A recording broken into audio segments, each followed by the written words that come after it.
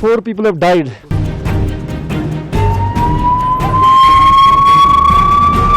युवा पीढ़ी का बरास था, एक तरह का जेन-ज़ी रेवोल्यूशन।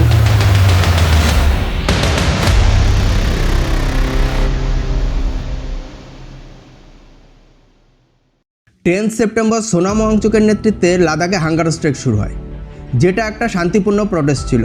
কিন্তু 22 তারিখে দুজন বয়স্ক প্রোটেস্টার্স, একজন হলেন সেরিং আংচুক যার বয়স 72 বছর এবং অন্যজন তাশি ডোলমা যার বয়স 60 বছর, অসুস্থ হয়ে যান। ক্রিটিক্যাল অবস্থায় তাদেরকে হসপিটালে ভর্তি করা হয়। এর ফলে চারিদিকে অসন্তোষ ছড়িয়ে 24 তারিখে প্রোটেস্ট ভায়োলেন্ট হয়ে যায়।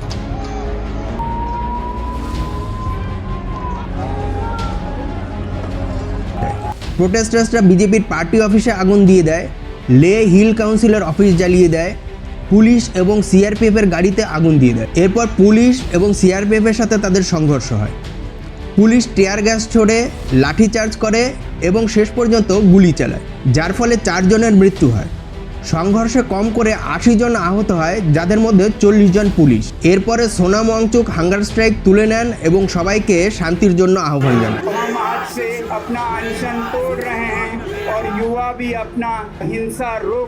এখন প্রশ্ন হচ্ছে, লাদাখিরা প্রোটেস্ট কেন করছে, তাদের দাবি কি? 2019 সালে জম্মু কাশ্মীর রিঅর্গানাইজেশন অ্যাক্টের মাধ্যমে আর্টিকেল 370-কে অ্যাবলিশ করা হয়। তার সাথে আরেকটা কাজ করা হয়, জম্মু কাশ্মীর যেটা একটা স্টেট ছিল তার স্টেটের স্ট্যাটাস কেড়ে নেওয়া হয় এবং তাকে দুটো আলাদা ইউনিয়ন টেরিটরিতে ভাগ করে দেওয়া হয়। একদিকে union territory of Jammu and Kashmir, অন্যদিকে ইউনিয়ন টেরিটরি অফ লাদাখ। এর মানে হলো এখন লাদাখের শাসক হবেন একজন লেফটেন্যান্ট গভর্নর, যিনি লাদাখের মানুষের দ্বারা নির্বাচিত নন, বরং সেন্ট্রাল গভর্নমেন্ট দ্বারা অ্যাপয়েন্টেড। ফলে যেটা হয়েছে যে লাদাখের গভর্নেন্সে লাদাখের সাধারণ মানুষের কোনো ভূমিকা নেই। যিনি তাদের শাসন করছেন তিনি লাদাখের সাধারণ মানুষের প্রতি অ্যাকাউন্টেবল নন, কারণ তিনি তাদের ভোটের দ্বারা নির্বাচিত নন, তিনি সেন্ট্রাল গভর্নমেন্ট দ্বারা নিয়োগপ্রাপ্ত। আর সেই জন্যই আন্দোলনকারীদের দাবি যে লাদাখকে স্টেটের স্ট্যাটাস দেওয়া হোক। Previously we used to have 4 members of the legislative assembly in Srinagar and some of the council also.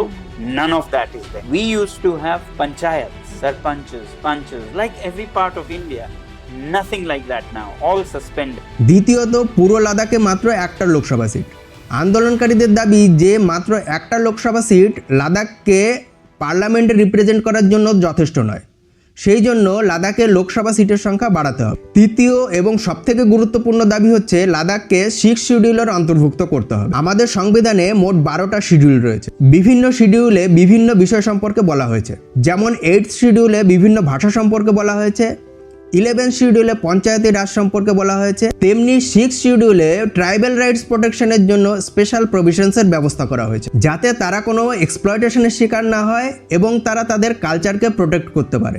6th শিডিউলের অন্তর্ভুক্ত হলে অনেকগুলো সুবিধা রয়েছে, যেমন 6th শিডিউলের অন্তর্ভুক্ত কোনো অঞ্চলে অটোনোমাস ডিস্ট্রিক্ট কাউন্সিল লোকাল লেভেলে আইন তৈরি করতে পারে, আলাদা বিচার ব্যবস্থার জন্য তারা লোকাল লেভেলে কোর্ট তৈরি করতে পারে, ল্যান্ড, ফরেস্ট এবং অন্যান্য মিনারেল রিসোর্সের ওপর তাদের কন্ট্রোল থাকে।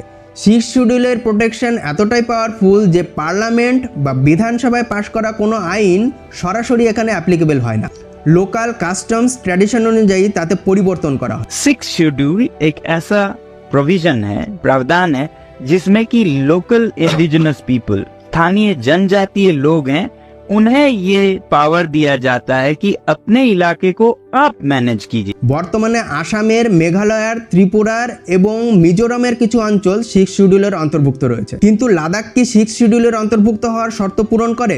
উত্তর হচ্ছে হ্যাঁ, কারণ লাদাখের 97% পপুলেশন ট্রাইবাল এবং তাদের কালচার, ল্যাঙ্গুয়েজ এবং ওই অঞ্চলের ইকোলজি যথেষ্ট সংকটে রয়েছে, যেগুলোর জন্য প্রোটেকশন দরকার। এখন প্রশ্ন হচ্ছে, তাহলে তো সেন্ট্রাল গভর্নমেন্ট 6th শিডিউলের স্ট্যাটাস দিয়ে দিলেই পারে, কিন্তু দিচ্ছে না কেন? কেন দিচ্ছে না তার পেছনে কতগুলো কারণ রয়েছে এবং যেগুলো খুবই সিরিয়াস। 1 নম্বর হলো সিকিউরিটি এবং স্ট্র্যাটেজিক কারণ। লাদাখ পাকিস্তান এবং চায়নার সাথে বর্ডার শেয়ার করে, যেখানে কার্গিল এবং গালওয়ান ভ্যালির মতো সেন্সিটিভ অঞ্চল রয়েছে। অটোনোমাস লোকাল কাউন্সিল ওই অঞ্চলে সেন্ট্রাল গভর্নমেন্টের ডিসিশন নেওয়ার ক্ষমতাকে কমিয়ে দেবে, যেটা ন্যাশনাল সিকিউরিটির জন্য থ্রেট তৈরি করতে পারে। দ্বিতীয় কারণ হলো লাদাখকে 6th শিডিউলের অন্তর্ভুক্ত করলে অন্যান্য জায়গা থেকেও সিমিলার ডিমান্ড আসবে, যেটা একটা নেভার এন্ডিং প্রসেস হয়ে যেতে পারে। 3 নম্বর কারণ হলো economic development. Autonomous local council mining, infrastructure development এবং ট্যুরিজমকে রেস্ট্রিক্ট করবে, যেটা লাদাখের ওভারঅল ইকোনমিক ডেভেলপমেন্টকে হ্যাম্পার করবে। তাহলে এই সমস্যার কী সমাধান হতে পারে? কমেন্টে আপনাদের মতামত জানান। ভিডিওটা ভালো লাগলে লাইক করবেন, শেয়ার করবেন এবং অবশ্যই চ্যানেলটা সাবস্ক্রাইব করবেন।